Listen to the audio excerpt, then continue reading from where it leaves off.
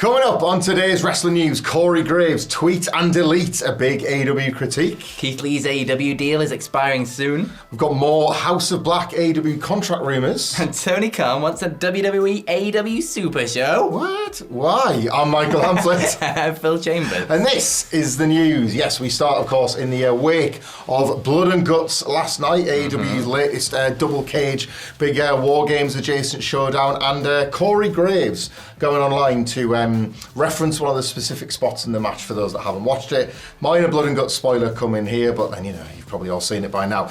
Mark Briscoe tries to part Jack Perry's hair with a steel chair right between the eyes. It was kind of reminiscent of the ECW chair shot heard around the world.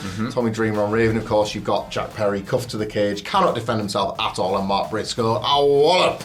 You don't get many of them anymore, nope. And typically when you do, there is certain discourse around it, and some was incoming from WWE announcer Corey Graves. Very briefly, anyway, he tweeted, this is not meant to sound judgmental or inciting us versus them or question anybody's passion or talent or intentions. This is just coming from a guy whose career ended from a few too many accidental, all caps, headshots.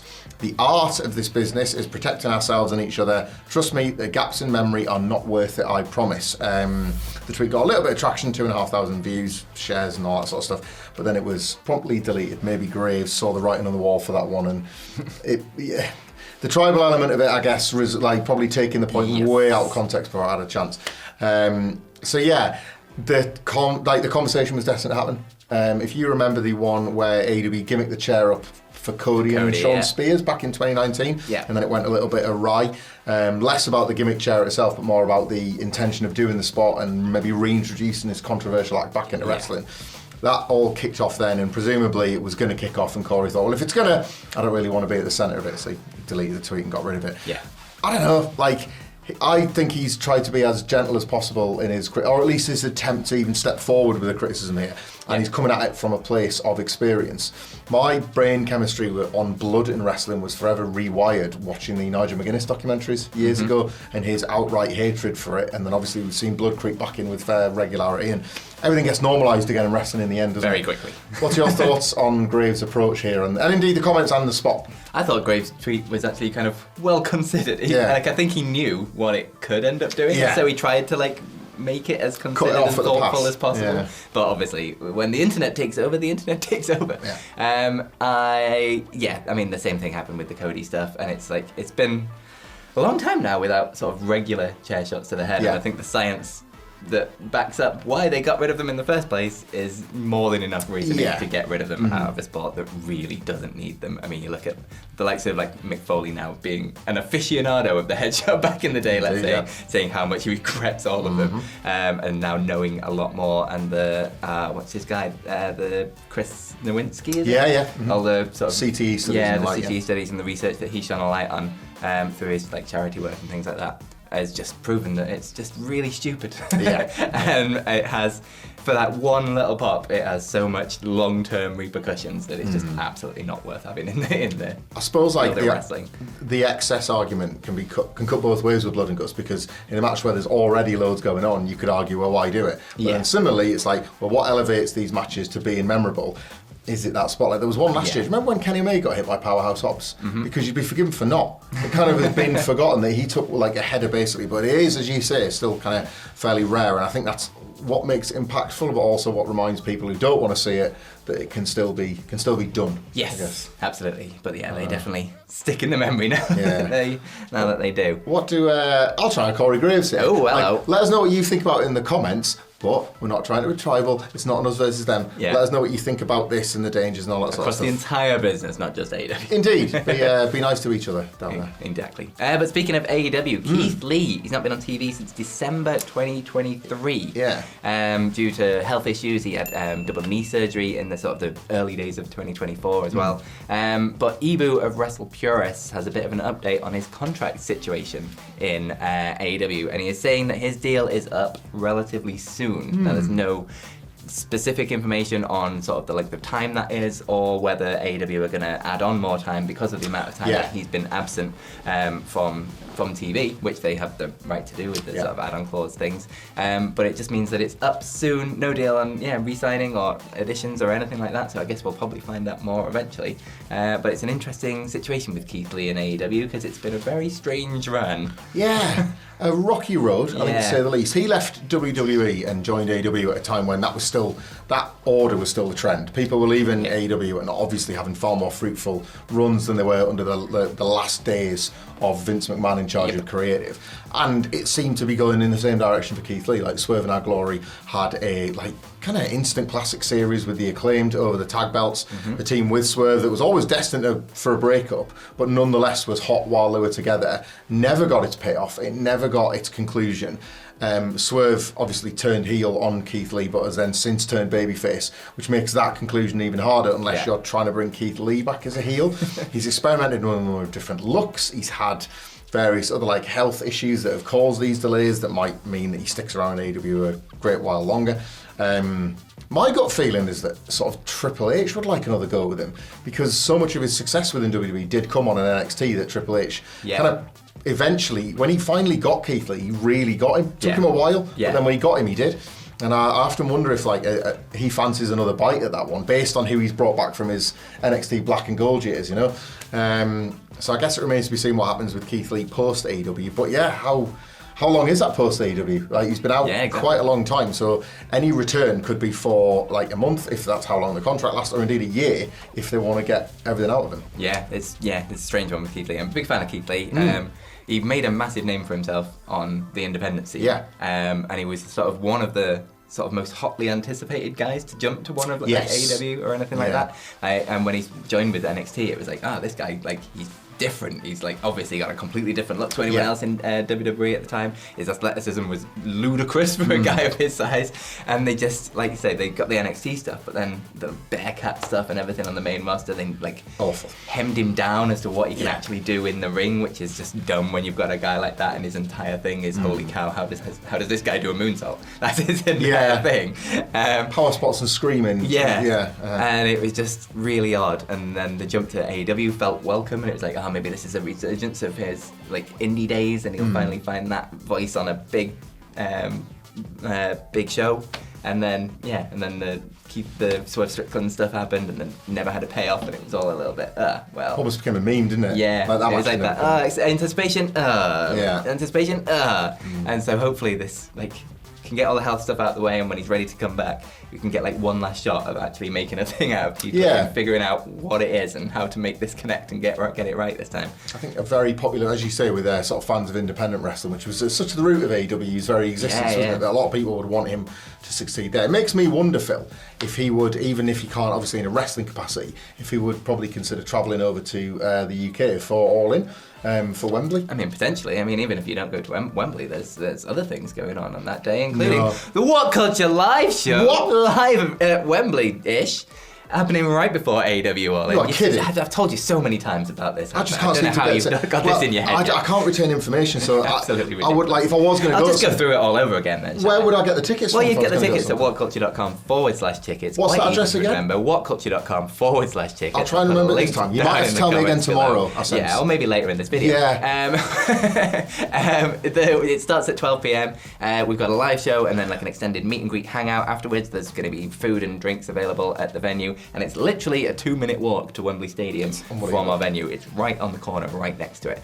So you can come and hang out with us before AEW All In, and then trickle after AEW All In whenever you want. Have a great time watching AEW, and then afterwards you can go back to the same venue. What? Sweet Chin Disco, guys we're partnering with, is having an after party there as well, with the likes of Adam Wilborn hosting it. Come on, but also Max Caster doing a rap set and Prince Nana doing a DJ set. I like that you put them in that order, because Wilborn accidentally on purpose always seems to put himself at the end. I was well, I did Wilborn at the end. You got your list of 3 the wrong way around there once, but and so it's going to be a lot of fun too. We're going to be there hanging out and having some drinks after the show, so come to that too, and I'll put a link down in the comments for that as well. Why the hell not? Tickets, I know people always say this with every single thing they plug and promote ever, but tickets are selling surprisingly well, even by what our expectations were. Well. So getting on there while the website at one point. Yeah, sorry about that if you were trying the other day. But tickets are available. It did say sold out for a while. It is not yet. I've forgotten the website again. It's whatculture.com/tickets. Thanks so much. Do you know who else will almost certainly be there in some capacity at Wembley if they reappear on television at the House? Thunder Rosa?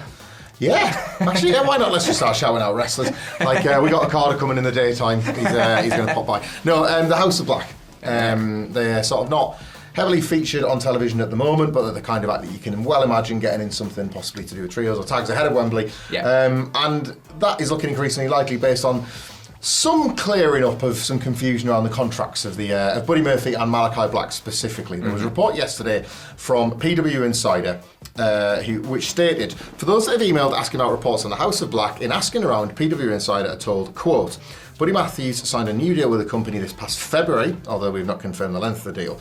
We're also told, quote, Malachi Black is currently signed to a deal that takes him into 2025. There's been numerous claims over the last year that Black was exiting the company, but that's never been correct. Pretty definitive, obviously. And then Fightful Select followed up with a bit more. That was later on in the afternoon, following the PW Insider report, to add. This week, Evie from WrestlePurist noted that Buddy Matthews was staying with the company and that Malachi Black had time left on his deal.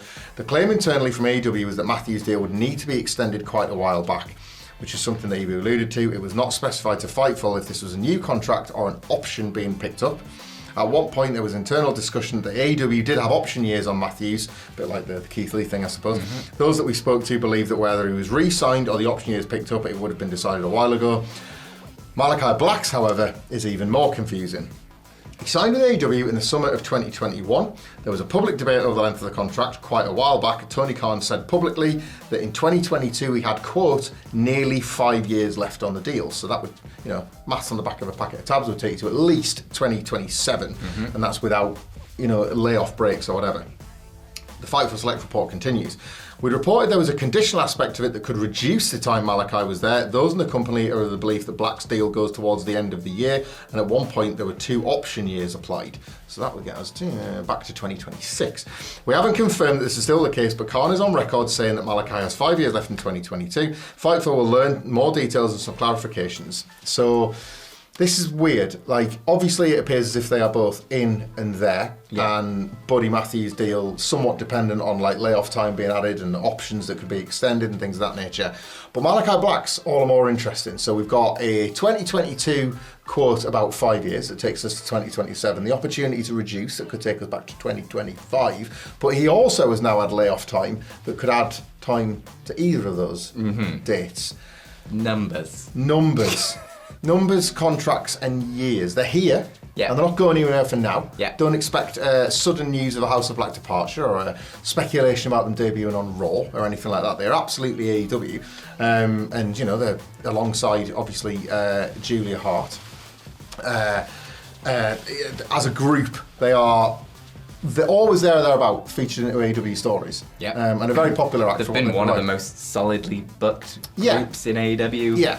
They've not really had a big, the peaks and troughs that everyone else seems to go through. No, not really. Had a pretty solid run. Yeah. But obviously Brody King has had a claim at various points in the Continental Classic last year. Mm-hmm. They've all had multiple different roles and been able to thrive in them. So not going anywhere anytime soon, but their specific future still seems a bit unclear. Yeah, it's weird. I don't know where all of the confusion's coming from this one. Most of the time with these contract things, it's pretty cut and dry. Yeah. Obviously, there's the options to add on more time for injury and things, and sometimes they have options to pick up an extra year at the end of the contract. The reduction one is interesting, isn't it? But that's been folded into Malachi Black. So we're just going to have to wait and see. I'm assuming all of the people that are actually good at finding all this information is going to clear it up eventually, and we will take all of their work and give it to you. That's what we'll do. We will aggregate it shamelessly as always. Patriarchy are the new trios champions, and the House of Black feel like perfect baby faces for those if all three are fit and healthy and contracted and good to go. So maybe that's going to be a Wembley edition that will, for now at least, clear things up. Absolutely. But speaking of AEW, and finally, it's just a little quick note to add on to the end. But Tony Khan, he's been talking to on the Rich Eisen show, and guess what he wants? Go on, Phil. He wants a WWE X AEW Supershow. I can't see any problems with that. I can't see any problems with that. He himself sees some problems with it. But he got asked the question, basically. And he says that I would love it if that was possible. I don't know that it is, but it would be great if it was possible for the fans. I think that would be wonderful. And he ends it by saying, there's a lot of challenging business things that would make it a challenging thing to do. I wonder what those challenging business things are, Tony. Yeah. So it depends on the day of the week with Tony Khan, what stance he chooses to take on this question being asked, doesn't it? I think when he's had, like a more spicier interaction, he's more inclined to say, yeah, I'd love to work with kind of massive arseholes and they don't want to work with me. Like, if they don't want to play ball, I'm not going to play ball either. Obviously, you woke up on a particular side of bed where he's more than happy to say, yeah, I'd love to get involved. It just doesn't seem... I like it. I like that exists. It reminds me of being younger and issues of Pro Wrestling Illustrated having like Austin versus Goldberg who would win. This is the point of the mainstream number 2 and proper competition, but it doesn't feel within touch and distance, does it? But let us know in the comments, A, if you'd want it at all, and B, what matches you would book on. Yeah. I want to see people making those like Photoshop match graphics.